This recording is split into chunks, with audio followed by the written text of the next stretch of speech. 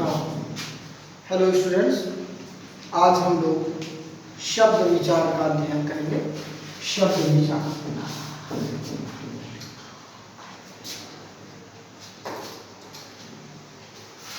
शब्द विचार के अंतर्गत हमें 4 प्रकार के शब्दों का अध्ययन करना है।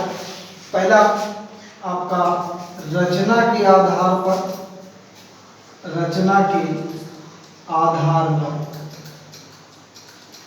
और दूसरा है हमारा उत्पत्ति के आधार पर,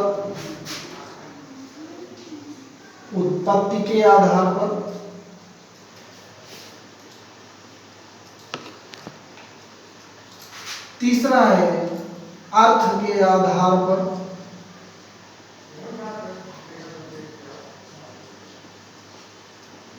और चौथा है हमारा रूपांतर के आधार पर शब्दों का वर्गीकरण।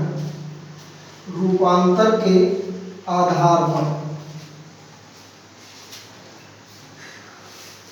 जिसमें हम शुरू करते हैं। सबसे पहले तो शब्द क्या है? वर्णों के सार्थक समूह को शब्द कहते हैं, जैसे फल, फूल, विद्यालय, नगर, हम, तुम आदि। प्रत्येक शब्द का अपना एक अर्थ होता है और यही अर्थ शब्दों का हम शब्दकोश के माध्यम से देख सकते हैं। जब कोई शब्द व्याकरण के नियमों के अनुसार एक निश्चित स्थान पर प्रयुक्त होता है, तब हम उसे पद कहते हैं। जैसे बालक, आया, प्रथम, कक्षा, यही, ये अलग अलग प्रकार के शब्द तो हैं, लेकिन ये जब वाक्य में सिस्टमेटिक ढंग से नहीं प्रयुक्त होंगे, जैसे यही बालक कक्षा में प्रथम आया, तो वाक्य का तभी प्रत्येक शब्द पद कहलाएगा। जब वह क्रम से आएगा तभी वह शब्द तो है, लेकिन जब वह क्रम से आएगा तभी वह शब्द पद कहलाएगा। प्रत्येक भाषा का अपना एक शब्द भंडार होता है, लेकिन जो शब्द हैं सारे शब्द एक ही प्रकार के प्रयुक्त नहीं होते हैं। जैसे कुछ संज्ञा शब्द होते हैं, कुछ सर्वनाम शब्द होते हैं, कुछ क्रिया शब्द होते हैं, कुछ विशेषण शब्द होते हैं, कुछ क्रिया विशेषण शब्द होते हैं, कुछ संबंध बोधक होते हैं, कुछ समुच्चय बोधक होते हैं, कुछ विस्मयादि बोधक होते हैं। लेकिन भाषा में प्रयुक्त होने वाले ये सारे विभिन्न प्रकार के शब्द का समुदाय, शब्दों का भंडार शब्द भंडार कहलाता है। और इन शब्द भंडारों को हम इन 4 प्रकारों में विभक्त कर लेते हैं। जितने शब्द भंडार हैं इनको हम इन 4 प्रकार में विभक्त कर लेते हैं। तो सबसे पहले हम रचना के आधार पर देखते हैं। रचना के आधार पर शब्दों का वर्गीकरण।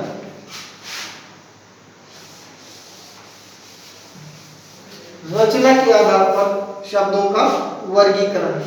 रचना के आधार पर हम शब्दों को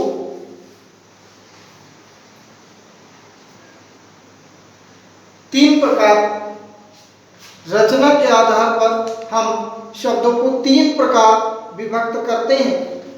एक सबसे पहला रूढ़ शब्द, दूसरा यौगिक शब्द,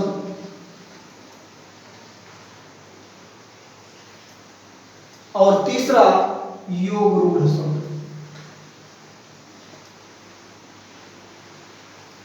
फर्स्ट, सेकंड और थर्ड।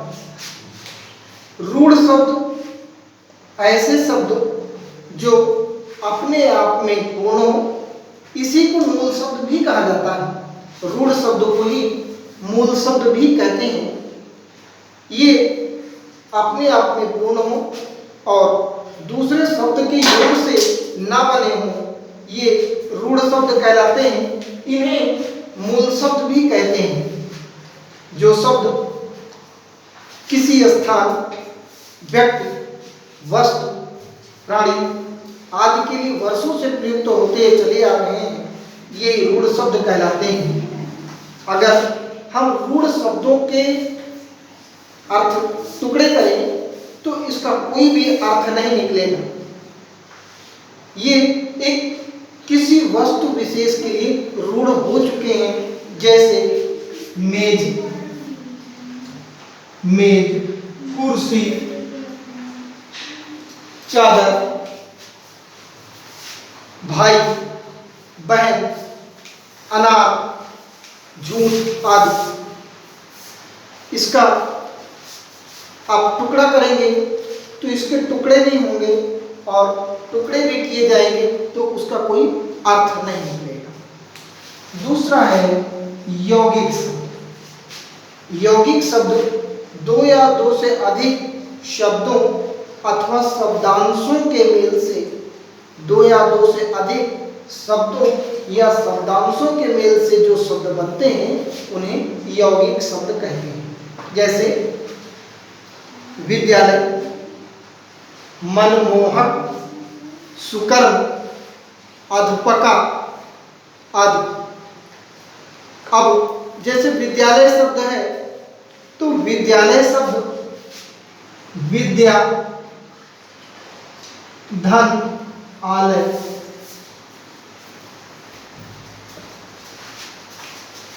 दो रूढ़ शब्दों से मिलकर के तो बने हैं, लेकिन दो रूढ़ शब्दों से मिलकर बने हैं, लेकिन इसका एक इसी से संबंधित अर्थ है, वही विद्यालय है। अपमान, सेनापति, सेना का पति, सेनापति दोनों अलग। पुस्तकालय, पुस्तक, धन आलय, पुस्तकालय, सेनापति, सेनाधन, पति, अपमान, अपधन, मान, सुंदरता, सुंदर, धनता, सुंदरता। ये हमारा यौगिक शब्द है। इन्हें हम अलग अलग भी कर सकते हैं, इन्हें हम अलग अलग कर सकते हैं और अलग अलग करते हुए इसको हम दोनों के अलग अलग अर्थ भी होते हैं। इसमें इन शब्दों के सार्थक अर्थ किए जा सकते हैं, सार्थक टुकड़े किए जा सकते हैं, जो इन इकाइयों का अर्थ जो है उसी से संबंधित अर्थ भी ये देता है। विद्यार्थी, पुस्तकालय, वाचनालय, दीपावली, दीपधन अवली, दीपावली, महेंद्र आदि। तीसरा है हमारा योगारूढ़ शब्द, योग रूढ़ शब्द। योग रूढ़ शब्द कुछ यौगिक शब्द में हमारे दो रूढ़ शब्द मिलते हैं, तो शब्द या शब्दांश मिलते हैं तो उनका एक से अधिक अर्थ होता है। दोनों का एक एक अर्थ दोनों के होते हैं। ऐसा ही योग रूढ़ में भी है कि इनका एक से अधिक अर्थ होता है, लेकिन ये किसी एक विशेष शब्द के लिए रूढ़ हो जाते हैं। इनके कई अर्थ तो होते हैं, लेकिन ये किसी एक विशेष शब्द के लिए रूढ़ हो जाते हैं। जैसे एक शब्द है पंकज। पंकज अर्थात पंख में जन्म लेने वाला, पंख से जन्म लेने वाला। जलज,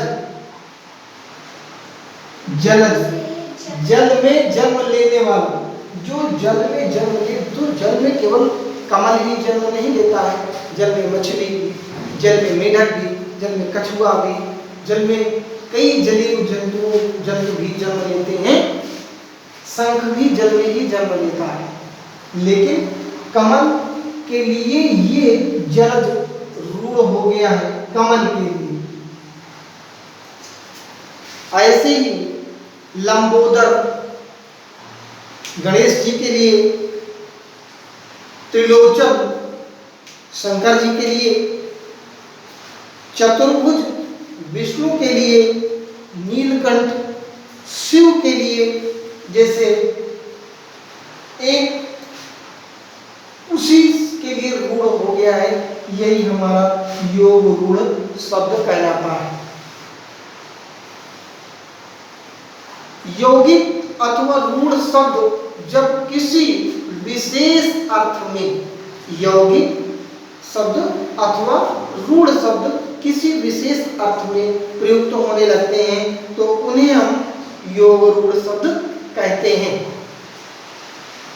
फिर अगला हमारा आता है, अगला हमारा उत्पत्ति के आधार पर, अगला हमारा आता है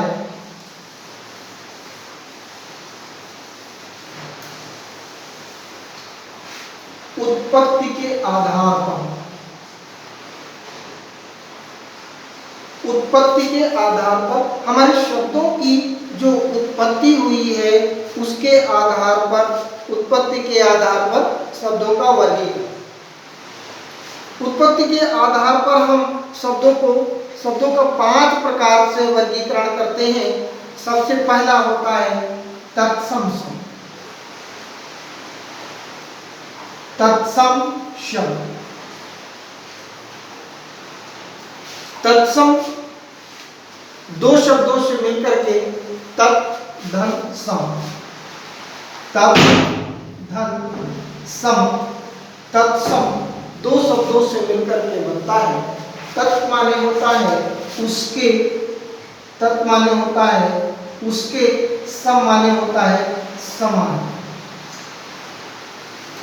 तत्सम का अर्थ होता है उसके समान, अर्थात जिन शब्दों का अर्थ हमारा जो शब्दों की उत्पत्ति होती है संस्कृत भाषा से, शब्दों की उत्पत्ति संस्कृत भाषा से होता है, तो संस्कृत भाषा से ज्यों का त्यों हिंदी में हमारा शब्द आ जाता है उसी को, या आप कह सकते हैं कि संस्कृत से हिंदी में जो शब्द हूबहू चले आए हैं उन्हें ही हम तत्सम शब्द कहते हैं। जैसे अंधकार,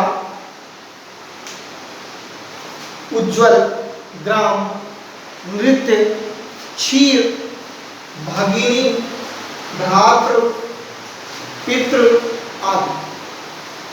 दूसरा हमारा है तद्भव शब्द।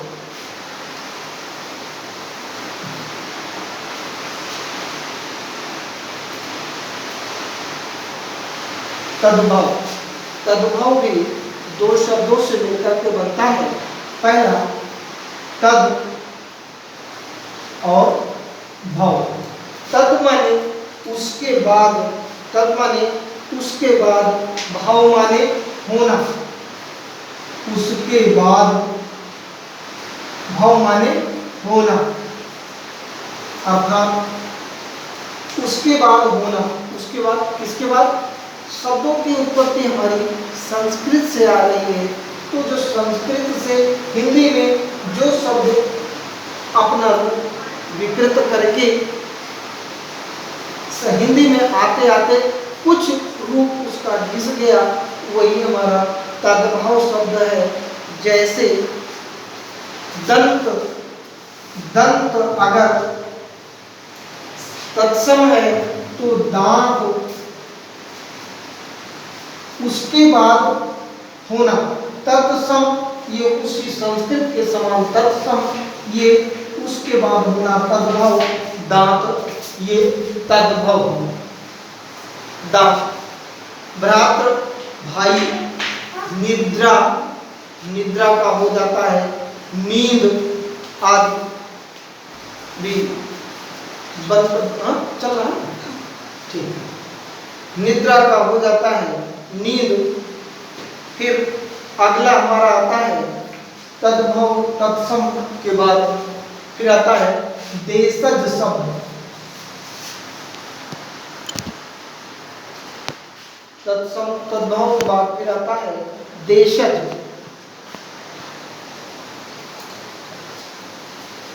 तीसरा है देशज। देशज ये भी दो शब्द से मिलकर बना है, देश धन ज, यानी अपने देश में जन्म लेने वाला, देश में जन्म लेने वाला, अर्थात समय समय पर जब हमें जिन शब्दों की आवश्यकता पड़ी और हमने उन शब्दों को गढ़ लिया, वही हमारा देशज शब्द कहलाता है। हिंदी भाषा में ऐसे शब्द, कई शब्द हैं जिनकी उत्पत्ति, जिनका स्रोत कहीं बाहर से नहीं है, यहीं से है।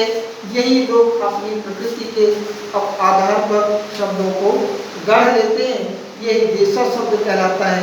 जैसे झाड़ू, पगड़ी, लोटा, पेट, टांग, खिचड़ी, थप, टक्कर आदि। फिर इसके बाद चौथा है विदेशी शब्द।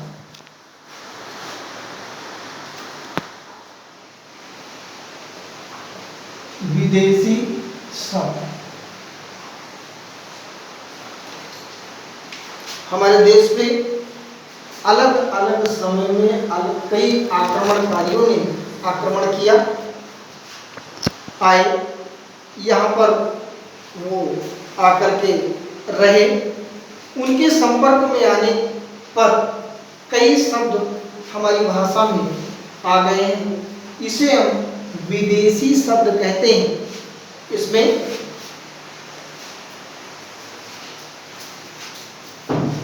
फारसी, अरबी, पुर्तगाली, अंग्रेजी, फ्रांसीसी आदि विदेशी शब्द हिंदी भाषा में प्रयोग हो रहे हैं। जैसे फारसी शब्द है, फारसी में हम आतिशबाजी, आवारा,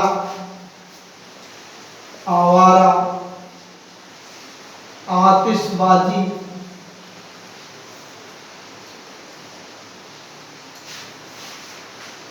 ऐसे ही सौदागर, जहर, तेल, तनख्वाह, मलाई, मुफ्त आदि शब्द आते हैं। अरबी में अमीर,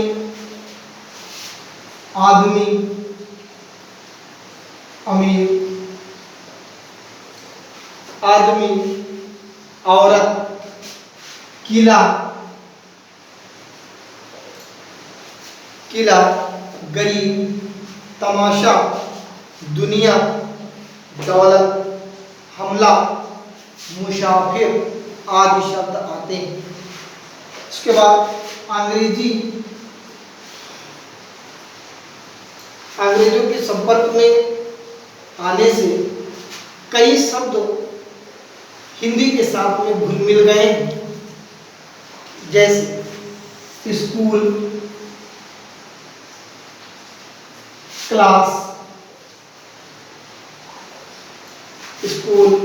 class, monitor, desk, bulb, tuition, thermometer, cricket, pencil, pen आदि। फिर पुर्तगाली शब्द,